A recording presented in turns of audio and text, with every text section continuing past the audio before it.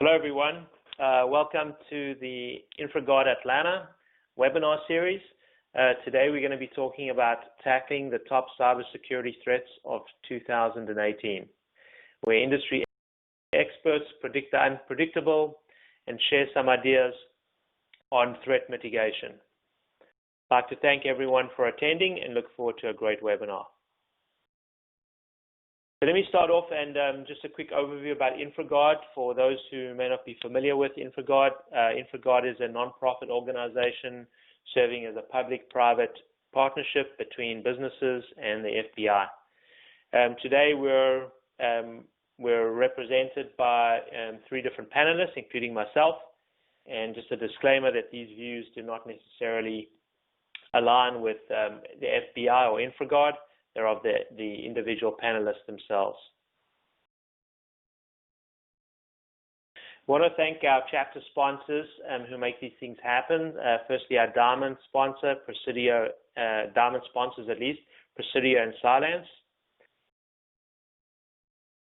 And then we have our platinum sponsors, Fortinet, CyberArk, and RSA. And our webinar sponsor today is iTrust, third-party risk management solutions, and we'd like to thank them for allowing us to have this event and making it free to all of our attendees. We're joined today by, we have three panelists. Firstly, my colleague, Bill Morrison. Bill, why don't you just do a quick intro? Hi, I'm Bill Morrison, in cybersecurity for over almost 24 years now in the healthcare sector, and previously with having roles as cybersecurity compliance officer, incident response, lead incident response handler for a Fortune 15 company, and now doing cloud cybersecurity threat and risk. Great, thanks, Bill, and thanks again for being on the panel. My other panelist today is Bruno Herring. Bruno is one of our fellow board members on the InfraGard Atlanta chapter. Bruno, quick intro. Yeah, hi everyone. Excited to be here. I'm a director in our cybersecurity and privacy practice based out of Atlanta. And yeah, I've been doing this for a while as well, dating back to the Big 6 days, helping a lot of their clients with their digital agendas. Everybody's going digital, adopting cloud and adopting emerging technologies, opening the house for all these emerging risks. And of course, the threat climate continues to increase, as we'll discuss. So helping clients from boards to audit committees to the executive management understand cyber risks and how to enhance their defensible posture over time. Glad to be here. Again, thanks, Bruno, for being a presenter. And also from myself, Trevor Horwitz. I'm the co-founder and CISO for TrustNet, immediate past president at InfraGard Atlanta, and been the host for this event. So let me just start off and answer some FAQs. We will have the presentation available as downloadable for any of the attendees, and we'll be sending out a link to everyone. We do like these webinars to be interactive, so please send us your questions. We have the ability through the chat window to send us questions, and we'll be answering questions at the end of the presentation. So moving on and kicking things off, just quickly through the agenda. Firstly, we're going to talk about the top cybersecurity threats of 2018, and along with that, talk about some threat mitigation. And like I said earlier, we'll do some Q&A. And we'll be doing some polling questions throughout the webinar as well, so look out for that. So let's start off and talk a little bit about our first item here, which is ransomware. We've seen a lot of ransomware occur in 2017, and clearly the trend is upwards for ransomware. One of the stats that I really thought was kind of fascinating is the amount of damages that have occurred in 2017 compared to 2016. Cybersecurity Ventures estimated that number exceeds $5 billion. So, Bill, just tell us quickly, can you enlighten us a little bit? What do you think is driving this trend for the increase in ransomware? The two main trends, especially coming from my arena in healthcare, is the two main drivers that I see are both for financial gain and gathering PHI, personal health information, for either impersonation, attempting to get medications, attempting to get health care, and you have a number of numbers for impersonation. Also, we've seen going back in the news, back to one of the hospitals, I think in California, that had a ransomware attack and had a lot of their medical records compromised, can also stop medical operations. I mean, people all of a sudden used to working on iPads now having to go back to paper. So the impact can be pretty dramatic, especially for those who may not even have been in the industry at that time. So, yeah, but definitely either financial or impersonation seem to be the two main drivers. And Bruno, you have anything else to add? What do you think is driving this? Yeah, obviously the whole monetizing aspect behind this, it's becoming a far more effective mechanism to respond to bounties. Obviously in the dark internet and from a cyber perspective, clearly if you look at the latest statistics, we're $4 million is the average data breach that we were seeing at least last year. When you take that into account, the cost per record, I think it's like $144. So right now, it's clearly something that is becoming very prevalent for threat actors to tackle and target people much more. It's a path of least resistance, if you will, compared to trying to circumvent firewalls or infect machines and things like that. So I think the whole successful and the monetizing aspect of this is what's driving it. Yeah, it's like that old saying, if you want to find money, you go to a bank. So I guess that's what's happening. This has become a successful vector for a lot of the hacker community. So a couple of points here on some prevention and mitigation strategies. Obviously, we've got the old standby, educate and train your employees not to click on attachments. But going back to Bruno, you got any other advice as far as mitigation strategies when it comes to ransomware? Yeah, I would say don't just rely on prevent or detect controls. I mean, I think a mix of both is the important thing to do. So if you think, for example, user awareness campaigns, you may have a 5-star user awareness program, but that doesn't mean that people are going to become effective at it. So make sure you have the corresponding mitigating and compensating controls, the end user safeguards in place, such as the ones being mentioned there to counteract any risk that, or folks that are targeting the people in an organization. And Bill, what's your take? Any other advice on mitigation strategies? Yeah, just like Bruno said, awareness goes so far, especially where the market is now outsourcing and third parties and contractors, what have you. Pardon me. Also, one of the things to be aware of is, you mentioned detective controls, but even on the back end, let's say you do get hit. First of all, if you don't have a backup, good luck. But second of all, one of the other things is making sure, a lot of times, like we've had observations where we've seen databases, someone claiming that they've exfiltrated a database. So we go and look, and yes, the database is gone. So, but then we look at our network traffic, and there's no network traffic to show that amount of data being moved. So a common technique is play us a ransom, but they've deleted the data. They haven't exfiltrated it. So look at other sources to see, did the data really leave your organization or not? Because it's now getting to be a common practice where they'll delete your database, threaten, to say, hey, pay us money and we'll give it back. And then you pay and nothing comes back because they deleted it. So. Yeah, that's very interesting. Obviously, backups is a key thing here when it comes to, a strategy once you've had an infection to mitigate that. Moving on to our next topic on cloud computing. I want to turn this over to Bill again. And what are you seeing here in cloud computing? And I know you and I had a conversation. You had some interesting ideas on some of the risks related to the cloud. Yeah, cloud computing, as people step into this, depending on what layer they step into cloud computing, like infrastructure as a service where they just replicate their own systems virtually in the cloud. But as you move up the stack, especially what some of the major vendors are providing now, whether Amazon or Google or Microsoft, where they do software as a service, or even serverless computing now, where people will just write algorithms, or like, for example, in Amazon, they call them Lambda functions. So again, with my background being in incident response, where you now have serverless computers, you go higher up the stack, you get less and less information.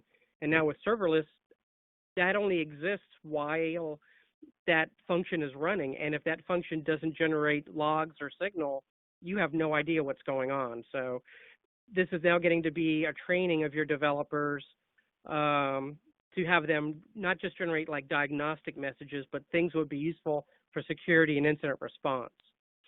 So now it's getting to the case where the technology is really a couple orders of magnitude ahead of where we are to be able to respond to incidents or even verify that something has in fact happened. So you still have the API calls that may be in your logs, but what happened above that your application developers wrote. So especially with medical records and things like this, if it's not in the code, you may not have any indication. So, and a lot of regulatory impact too to this. So, but I think we'll talk about regulatory in a little bit.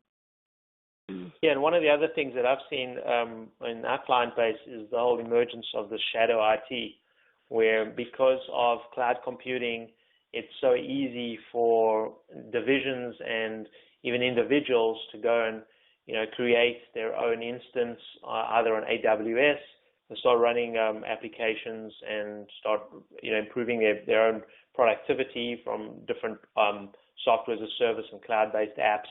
And that's becoming a big problem for enterprises to manage that sprawl, not really having control of it.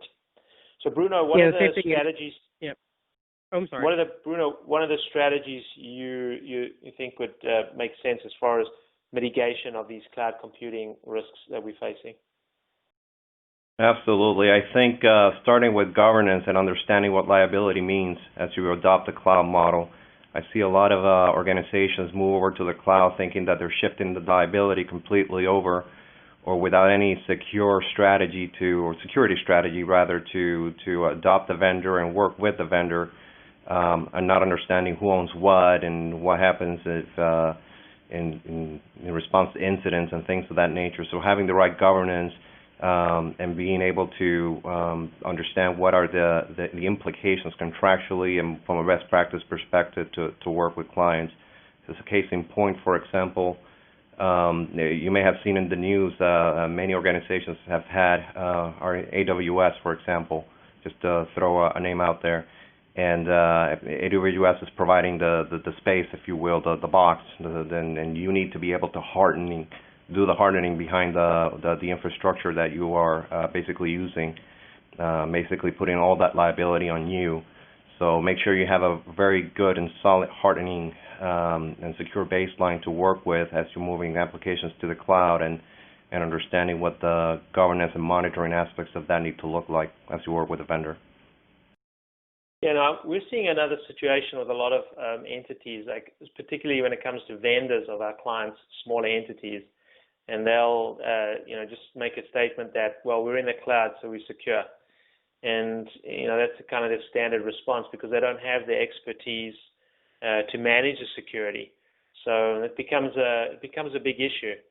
Some of the mitigation strategies here, doing just some basic things like introducing multi-factor authentication, it just seems to be like a no-brainer. And the other big thing we're seeing in our client base is also account hijacking, which is a huge issue.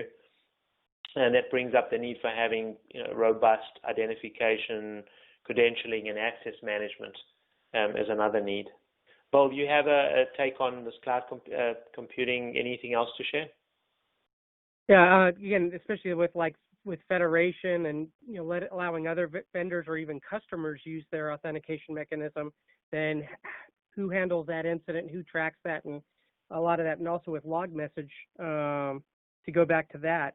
Whereas things come under, you have multiple applications running in your cloud, and if all of those log messages, say, get put into an S3 bucket in Amazon or its counterpart in Azure, for example, all of those get shuffled together if you sort by time. So, making sure log messages are independent and don't say, see details the next message for one application, but then the next message, when you look at everything in your sorted SIM environment, may be a completely different message. So making sure things are truly standalone. You can't confuse log messages one for another, or they're, in some cases, developers really don't know. They know how to write log messages for debugging and troubleshooting an application, but not for actually, say, doing a security incident or what needs to be there. So. Yeah, good points. And the last thing I'll mention, that there's a question about managed services. We also need to be cognizant of the fact that a lot of cybersecurity functions that traditionally been on-prem are moving over to the cloud as well. So you're seeing vendors saying firewall as a service, identity access management as a service, and all those services are provided over the cloud. Monitoring of threats being one of the most prominent. So even as you adopt those, or if you outsource those services to cloud providers, the same security considerations need to be taken into account and the right governance as well. Yeah, good points. I know we had one of the attendees had a question about doing vendor audits. I think we're going to address that later on, so I'm going to hold that question for a little later.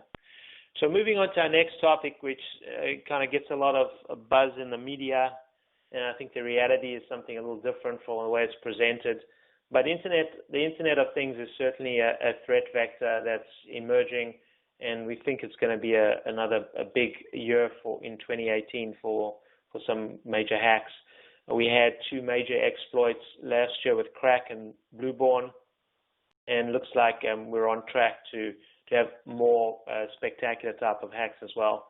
I still love I think it was maybe a year and a half ago at Black Hat, we saw some hackers hack into a well-known vehicle brand and drive it off the road. I just feel like that's a trend that's going to continue. What are you guys seeing, Bruno, in terms of IoT? The growth of this exponential.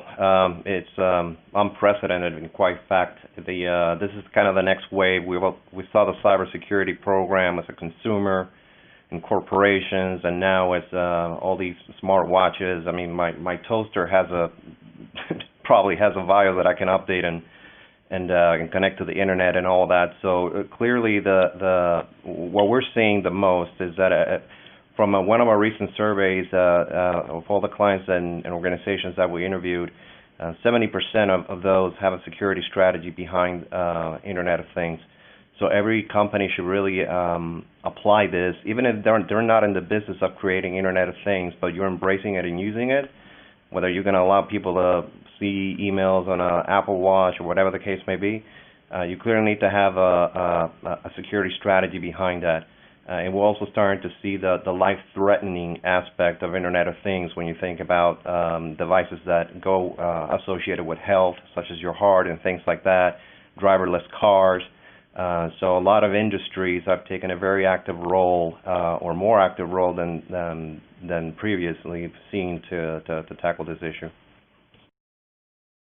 Great. So, Bill, let's talk a little bit about. We're doing a poll now for those who are active. So go ahead and complete that poll. But while we're doing that, Bill, let's talk a little bit about some of the strategies for mitigating threats. What's your take on risk management when it comes to IoT? Yeah, part of that goes back in a way to follow on what Bruno was saying, is understanding the IoT devices and what they're capable of. For example, like even like Fitbits on your wrist, and what information do they record? How can that be accessed? A lot of multifunction copiers and printers have fax copy, and they have a local disk. Can that be accessed remotely? Residential, you have thermostats and things like that. Same in commercial environments. The Target breach, for example, was from an HVAC supplier. So, I'm not saying it's used Internet of Things devices, but if someone could do that, would that be another path in? And what device information is where? Medical devices. Would something that's recording heart scanners or medication delivery, is there information there they can get at or even take control of? So you have to understand what the device has and how it works. And then that's the beginning of the port of having that understanding until you can figure out what's the gaps in your risk strategy. Yeah, one of the fascinating things to me is looking at just the pure volume of a number of devices that are predicted to be connected to to the internet. This slide we got up here is talking about 25 billion embedded intelligence systems. I mean, the mass and the type of complexity. And one of the other things that's unique to IoT is these devices a lot of times are intentionally made to be disposable. You think about a lot of these sensors, environmental sensors, and so there's a push to drive things as cheaply as possible, and because of that, embedding security on top of that comes at a huge price. So who knows if these organizations are going to take security seriously. Bruno, what's your take also on IoT and some threat and risk mitigation here? Make sure you adopt a secure framework for along the lines of what Bill was saying. I mean, all these things at the end of the day use software and logic. Make sure you're securing the information adequately, that you're transmitting it, hosting it, etc., between the wearable device, of course, and the back end. And make sure you understand, to Bill's point, how does that interact from a technology component, software, and the processes that need to be around it. And just like you think about SDLC and making sure that your applications are secure, think about it in that context as well, making sure that you are treating data securely through all the layers of the communication and the sharing of the data. Yeah, and I feel like you guys are both honed in on an issue when it comes to user education, which is just so important. Educating people on just how vulnerable these devices are and the type of data. Often we don't even know what data is being collected. We think about things like Amazon Echo and Google Home, these devices that are always listening. There's no way to tell, and we've seen some publicly disclosed, some frightening stats when it comes to what data is actually being collected. So it's an education process, I think, with the users that is just so important.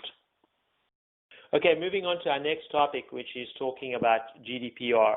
And for those folks who are not familiar with another acronym, this is the European Union's General Data Protection Regulation, which is a kind of evolving standard and now been promulgated last year. And the compliance deadline for this new standard is May 25th of 2018. And I think although we have primarily a U.S. audience today, I think this is very important when it comes to having data associated with European Union citizens. And all the information we've read says that industry is largely unprepared and don't have formal processes in place to address this. There's going to be a mad scramble between now and May to try and get in place. What do you guys feel, and how does this kind of impact us here on the other side of the pond? Bruno, are you seeing a lot of activity with your client base? Yeah, GDPR is one of the things that's keeping us busy the most. A lot of people call it the SOX of privacy because of the impact it's having. The change management impact that GDPR is having on organizations is big. It's really impactful. As you think about all the requirements of GDPR, notably the ones like porting data, deleting data, or having access to the right data, has led organizations to better understand data discovery. Right, a lot of one of the main issues companies are having is that they do not understand where their data is, or all of the data. They have parts of that puzzle, and when you think about the functionality that you need to have, or another functionality, the capabilities the organization needs to have in case somebody wants to port their data, delete it, things like that, that turns into changes both in people, process, and technology. So people need to be trained and understand what the requirements are. Processes need to be established. Let's say customer service, for example, somebody to deal with a litigation or deal with a request from a European citizen.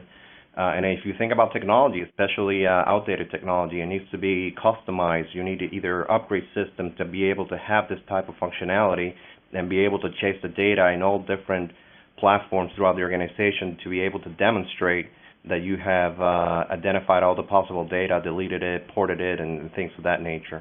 A lot of this behind GDPR is making sure you have the documentation and you're able to show that you actually had these things done.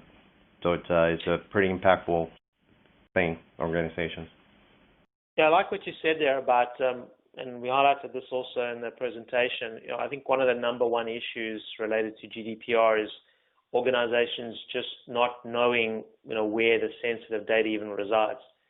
They don't know because it's spread out in so many different databases and tables. And for large organizations, it just becomes a huge issue, just the data discovery component. This slide here is really a good kind of checklist, and I want to credit the source of it. There's a nice checklist, and this is obviously very high level, but for small organizations, this is the type of information that would be useful to keep in mind as far as how you go about complying with GDPR. Let's talk a little bit on risk mitigation here, and switch over to Bill. What's your take on this, and what should folks be doing as a starting point? Yeah, this is absolutely huge, at least for us in healthcare, where we have both medical devices and medical records, because part of that is planning, back to the penalties, for example. In one of the categories, it's 4% or more of your company's gross revenue, or 20 million euros, whichever is more. So the impact of this, if we don't get it right, is companies can go out of business. And so as far as the risk mitigation, you really have to understand, like you said, not understanding where your data is not an excuse. So you've got to really get a handle on your environment, and then throwing cloud into that. Say, for example, cloud in Europe, and you still need to check on specific country laws, or even you may inadvertently sign a clause in your contract that makes it more restrictive. Now you're using a certain cloud provider that doesn't have a data center in that country. Now what do you do? So you need to have a lot of foresight and planning. Where are you going? What are you doing? Where are your data centers? Another thing in GDPR, the right to be forgotten. How do you go back and delete these records in your applications or into your backups even? So there's a lot of things in GDPR, and May is just a few months away. And if you put data in to test or go, you have to be ready in advance. So awareness of your environment, awareness of the GDPR requirements and impact, because that's a big thing that we're signing on for when we do business over in Europe. So. And Bruno, any words of wisdom for you on GDPR as far as mitigation? Yeah, make sure you take a risk-based approach to this. You really need to understand the use cases, meaning, so for example, what are the things that could get me in trouble from a compliance perspective? So if an employee is working on secondment or vice versa, how does that look like? What are the type of transactions that will be applicable? So if I'm a European citizen, but I buy a pizza in the United States, does that make me applicable for GDPR? So really understanding what are the questions that need to be asked to determine what could lead into a litigation or a complaint, right, from a European citizen. Secondly, cannot stress enough, make sure you understand your data, not just where it is. Where it is a big challenge, right? You have aggregation of data for marketing purposes, you got mobile devices, you got a little bit of everything, right? So make sure you understand what that data is, but what is the important data as well? The PII definition on GDPR is much bigger than it was before, right? We're not just talking about Social Security and name and address. These things go from locator IDs to IP address. I mean, there's a lot that goes into that definition now. So make sure you understand all those elements and what of those do you have and how do you use it to really understand what the risk exposure is to the organization, and then tackle GDPR from a risk-based approach as well. Yeah, one of the things we've seen as well is a lot of organizations are approaching this purely from a technical perspective and going about it. There's obviously a business side to it as well, and you guys both mentioned that as well, getting customer service people engaged, understand what's involved there. And the other thing that is very important is make sure you're getting your legal team involved. There are consent agreements and sign-offs and check-offs that need to happen, perhaps within the application as you're gathering this information. And that's kind of often overlooked. Everyone's focused on the technical side, but these click-through agreements and making sure that you're getting consent, how the data is being used, and communicating that to the end users another kind of critical components of GDPR. Okay, moving on to our next topic. We're talking about hacked email credentials, and we've seen, now Yahoo last year had revealed that the 2013 hack actually involved every single email address that they had, which is more than 3 billion across the Yahoo, Tumblr, Fantasy, and Flickr accounts. So you got a huge amount of email credentials that are out there, most likely compromised. We've also seen that the spear phishing attacks have accelerated. I think the hackers are getting more sophisticated here. Bill, what's your take now? What should we be looking out for? What's driving these trends here for email credential hacking? Yeah, what's a big factor in this is a lot of business processes and automation even are building in email as a standard communication path. An email not being reliable or can be hacked, forged, spoofed, any of that type of information. What would that do to your business processes now that we're building in things that have a reliance on email? So if somebody sends in a hacked customer complaint or part of your malicious insider forges an email and sends that into the system, what would that do to your business process? Would that stop services, launch services? Any number of things could be going on. So you have to build in that kind of resilience into your business process, or at least that awareness anyway. Yeah, and Bruno, what are you seeing there as far as hacked emails? Is this a problem for your clients? It definitely is. We see it from two angles usually. One is the number one reason for incidents today is people, followed by second being third parties. And if you think about number one, that's where the user awareness campaign, as we were talking earlier, becomes important. But having the right set of end user controls endpoint controls rather to mitigate any type of risk associated to that. But one of the biggest weaknesses we see, or where things get compromised, and is when you don't have multi-factor, and we've talked about that too. Multi-factor authentication is really very critical nowadays for email, especially if you're looking at email over the cloud or over a browser and things like that. We see a lot of compromised email accounts, but a multi-factor can reduce the risk, obviously, of you being able to use that password and look into the mailbox. So the combination of those endpoint controls and the right set of policies, such as, for example, multi-factor and complexity behind the passwords, becomes very critical. And obviously, you not giving out the password to somebody from a phishing perspective, which is where the user campaigning comes into play as well. And Bill, what's your take? I mean, should our mitigation strategy be, getting rid of passwords and moving to other forms of authentication?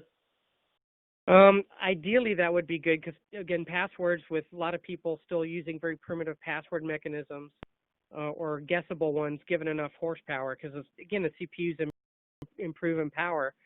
Guessing passwords in brute force is still getting to be an easier thing to do. So the main thing is also, I guess from my standpoint for email, is building in that resilience and training your users as much as you can, or having fish meat campaigns or vendors or internal processes to do that. Because there are a lot of things, especially coming from, say, healthcare, doctors and nurses, their job's saving lives, and not necessarily do I need to figure out, is this a legitimate email or not? So they're very easy to click on things and then they're hacked. So building in also maybe a follow-on to business processes to how, if something or when something does happen, how do we easily recover? Easily being relative. Yeah, all good thoughts. So moving on to our next topic here, which is talking about third parties. I guess the poster child for not trusting or over-trusting third parties is the Target hack that occurred through an HVAC vendor having their credentials compromised, again through email actually, and that obviously kind of was the entry point for that entire chain of events, which ended up costing Target a huge amount in not just in recovery costs, but also in loss of confidence in their customers. But we're seeing this issue with third-party risk management really emerge, I think, 2016, 2017. It seems like it's going to be another issue going forward, another big issue. One of the stats that I found kind of fascinating from, and we actually cited there, is 63% of data breaches actually linked to a third party. And that's not a third-party hacker, but someone you trust or maybe even insider. Bruno, what are you seeing here as far as this threat for 2018? So it continues to increase year by year. Going back to the comment earlier, second source of incidents is from a third party. It's not even the security program of the organization that is using the third party. The same applies to the third party. What are their practices, their user awareness campaigns? They can have a 5-star cybersecurity program, and their people are doing the wrong things.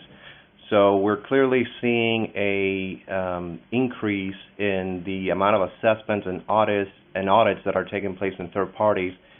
Companies are no longer, or they are, but slowly but surely they're reducing the approach of just using questionnaires and things like that, and actually doing on-site robust type assessments, which at times leads to revising contracts and making sure you have the right to audit and things of that nature. So a lot of the contracting as the SLAs behind this become very relevant.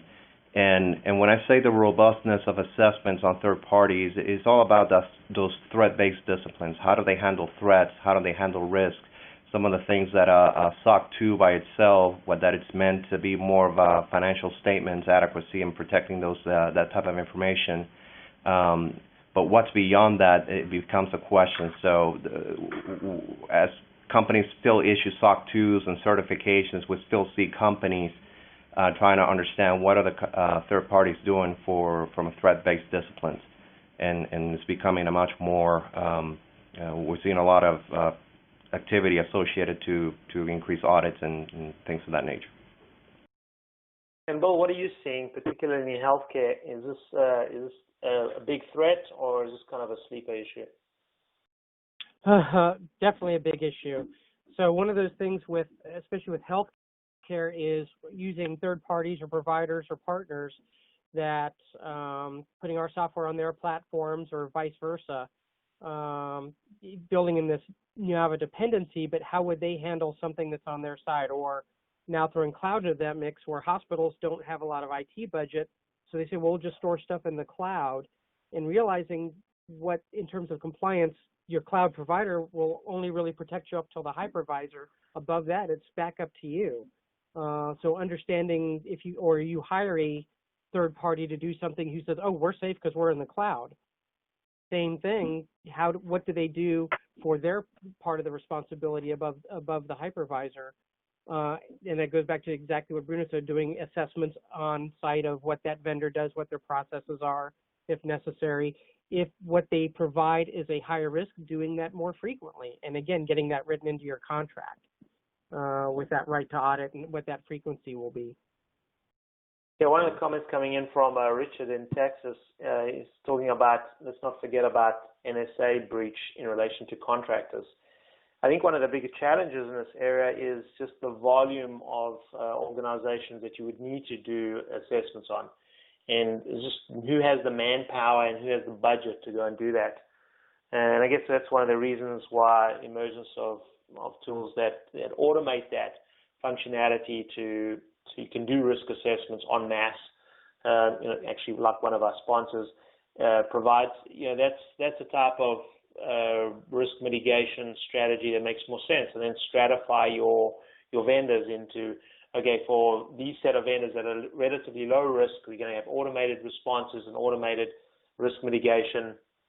But then for some of our higher risk vendors, maybe do some ongoing assessments kind of on site. Bruno, and I'll add a final. Yeah, go ahead. No, I was going to say one final thought that I will definitely wouldn't like to miss. As we speak about contractors, for example, and we talk about the target story in the prior slide, definitely don't think about third parties as only the third parties that are using your data or that are technology driven.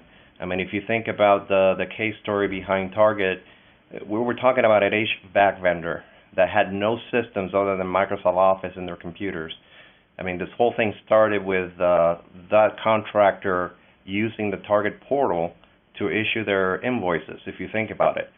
So you should definitely be thinking about your third parties in context of what is it that they're doing for you, what, to Bill's point, what the risk is, and what are those threat vectors that could become a reality, even if it's a portal or something like that. Because even from a janitorial perspective, people joke about that, but look, janitorial people have access to a lot of sensitive areas. So that's the way you need to be thinking about thinking that you're in a state of compromise as you assess your third parties, and not look at this from a purely technological or cyber perspective. Yeah, all good points. All right, moving on to our next topic, which is software updates. And this has been deemed the new Trojan horse. So we see that there's a lot of activity going on with fake updates, and it's something that not just affects consumers, but is affecting more and more businesses. But what are you seeing on this software updates, and how big a threat vector is this? And I know you're going to talk about this relative to the healthcare industry. Right. And also, to go back to cloud, because that's the big thing. The big push now is continuous development, continuous integration, where sometimes your sprint cycles for updates are getting down to 2 weeks. So that's the same type of thing as now. How do you go through and do static and dynamic code analysis, pen testing? Because every 2 weeks you're putting out a software update. And the new thing is, or I should say, in a lot of cases, every 2 weeks you're putting out a new version. So that software update patching process is now getting to be an update. So you throw in a bug or something, and now you encounter a bug. That may be 2 or 3 sprints down the line where they have the bandwidth to pull that in. And so thinking a lot about in terms of software development processes, how that comes into play. And then on the other side, if you are the software consumer, realizing that some cases now getting a patch or a software update may now be several weeks away, how to figure out what countermeasures or mitigations you need to put in place around that. So really working with your software vendors to figure out how they do that development and when you can expect an update or a patch depending on how they do their development. That's all coming into play. So. And Bruno, what advice do you have as far as mitigation goes? Yeah, definitely looking at this as from a risk-based approach as well. This is one of the areas where you really need to understand what the software is doing for you, what the threat surface looks like for that software, what is it doing behind the scenes, and what's interacting and connecting with, and making sure you always have not just the latest, but make sure you're also adopting the thorough testing, or make sure you wait a period based on urgency, that is, to make sure that those updates are working correctly if you're relying on vendors. If you look at the news today, right, so everybody's issuing the Spectre, and we're going to talk about this in the next few slides, updates for the Intel processors, and Microsoft specifically did the right thing, but they had to halt the releases out of those updates because they were finding issues with AMD processors when those folks were updating their workstations and their servers, etc.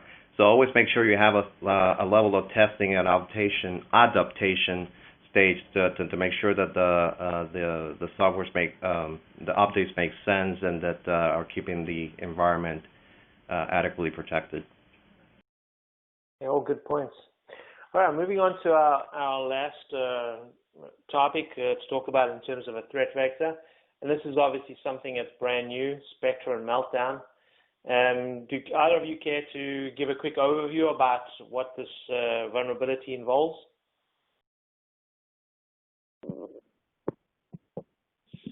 Hey, this is Bill. Sorry, it's getting off mute. So these are actually, I think, 3 CVEs that have been released about a speculative computing problem in the Intel processor, where if you come up to a branch where it does like if condition, then what have you. But in order to try and get some performance, determining that one branch may be more probable than the other, actually going through and executing that in advance. The problem is that if that execution involves doing something as an elevated privilege, it may execute that before it knows it's elevated privilege. or prepare that.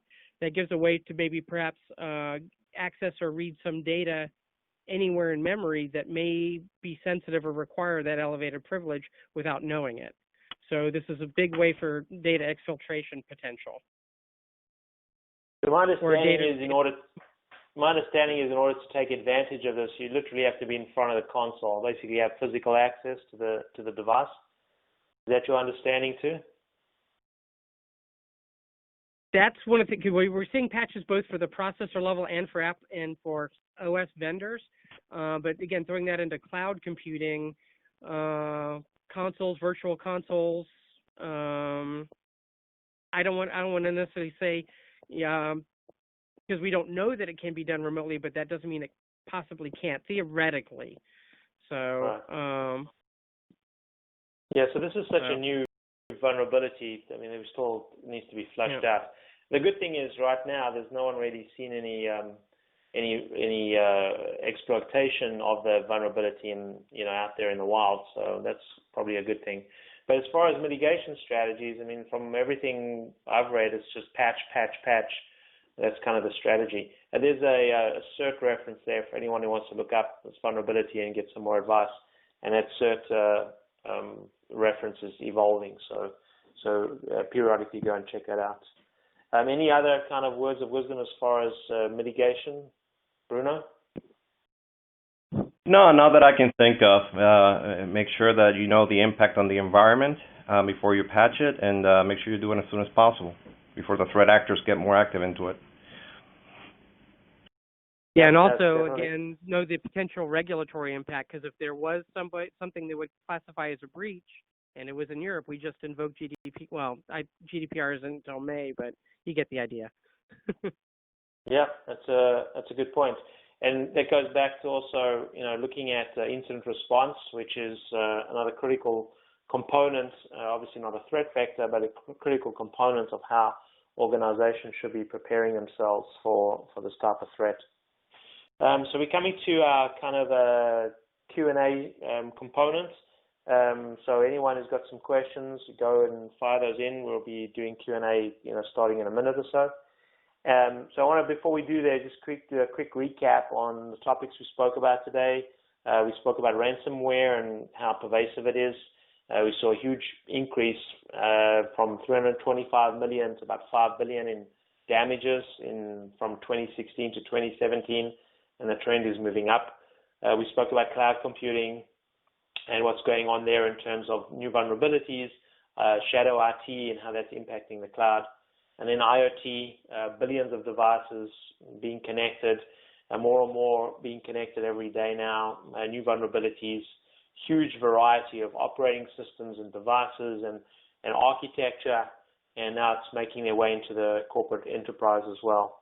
GDPR, obviously, there's a huge a deadline coming up. The end of May is going to be a big deadline, May 25th at least, coming up there for GDPR. So, people need to be prepared for that. We spoke about hacked email credentials, Yahoo obviously being our poster child for that. Having trusted third parties who are now untrusted and mitigating strategies. There's some manual things you can do in terms of governance and doing a risk management up front, and then maybe some automated things as well, doing some automated risk management for third parties. Software updates, always a big issue, has been for many years and continues. And then obviously our Spectre and Meltdown vulnerabilities. Who knows what impact that'll have in 2018, but clearly going to be an issue from a patch perspective. So moving on from there into kind of the Q&A, and let's see if we've got any questions coming up here from any of our audience. I know there's some earlier. Let me start off with this one from one of our attendees, and I'll shoot this to Bill. What's your advice for defending against ransomware? Are there things specifically that we should be doing as far as defense? Again, from a technical standpoint, knowing your environment, allowing in only traffic that you expect, allowing out, same thing, looking at sort of like a golden protocol, what can go out. And since a lot of this can be done by phishing, if somebody clicks on a link, possibly disallowing IPs and regions if you know you're only doing business in certain areas. and have backups and, again, business continuity, disaster recovery processes that are validated and tested. Because, again, you do a backup, and let's say the backup was compromised and had ransomware in it, that as soon as you restored it, fired off again. So lots of different layers of this. Think of it as a defense in depth. So. Another question for Bruno. What role does cyber insurance play in our cybersecurity strategy? You better have it. It's probably what I will start with. If you think about always being in a state of compromise as the leading practice, one of the things that behavior will lead to is making sure you can respond to something that I think all of us feel as inevitable, right? It's going to happen at some point. Having cyber insurance is a responsible thing to do. I would say 9 out of 10 board of directors ask for that to make sure that we have adequate practices for cyber. But if something happens that is outside of our control, whether it's a 0-day, whether it's somebody missed the click because of human error, and I think we found some examples of that in the news lately as well, whether it's patching or whatever else may be, it's a good thing to have cyber insurance, something that will help you not just from a money perspective, but something that will also provide that confidence in the stakeholders and trust the brand and customers as well, which may include having on retainer companies that provide credit monitoring and things like that. So definitely a good practice. The one thing that I will leave you with on cyber is make sure you understand what the impact is on the organization of specific threats. More often than not, especially in the early days, a lot of companies were either overbuying or not buying enough. And the way you get to understand that is to really understand what the cybersecurity defensible posture is of an organization, and then making sure you understand the right premiums and coverage that you need based on the threat, different type of threats, and the impact it could have on the organization. One quick question we got here from one of the attendees is, do EU employers have to have sign-offs from their employees? So the information that I've read is that they do. As far as privacy, it will apply to the employees as much as it will apply to consumers as well. So there are sign-offs and consent that needs to be given both to employers as well. But I think that a lot of those are local laws, but the GDPR will apply to employee-employer relationships as well. So one last question, and I'm going to give this back to Bill, is what risks should we focus on when deploying systems in the cloud? Data leakage, definitely one of them. Confidentiality, privileged users, hardening, all those things associated to how you can circumvent the safeguards beyond what the cloud provider is giving you is really key. And, and having the right monitoring practices. Yes, thank you, Bruno. I apologize. I started talking on mute, and I apologize. Another thing you can go, NIST has a cloud framework you can go and access for security controls and things towards the cloud framework as well. So I apologize for the mute problem. Yeah, no worries. Well, guys, we're pretty much at the end of our webinar, and I want to thank you so much for being part of it, Bruno and Bill. And I want to thank all our sponsors as well who make these things possible. So for the audience out there, please go ahead and support these guys. They make this type of presentation possible. And thank you lastly to our attendees. It's been a great webinar, very interesting and enlightening, and look forward to the next one. And we'll see you out there. Thank you. Have a great day. Thank you.